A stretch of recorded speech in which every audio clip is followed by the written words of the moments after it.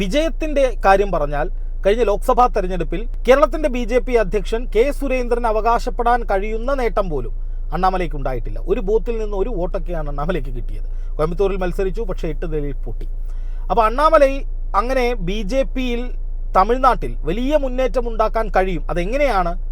ജയലളിതയുടെ പാർട്ടിയായ പ്രതിപക്ഷ പാർട്ടിയായ ADMK പിളർത്തി ADMKയിൽ നിന്ന് കുറേ ആളുകളെ കൂടെ കൂട്ടി അവിടെ ഒരു വലിയ ഭിന്നിപ്പുണ്ടാക്കി BJP പല സംസ്ഥാനങ്ങളിലെയും പ്രാദേശിക പാർട്ടികളെ പൊളിക്കുന്നത് പോലെ അവിടെ ADMK പൊളിച്ചുകൊണ്ട് അവിടെ ഒരു പ്രധാന പ്രതിപക്ഷമായി വരാം എന്നുള്ളതായിരുന്നു ഈ അണ്ണാമലയുടെയും BJPയുടെയും ചിന്ത.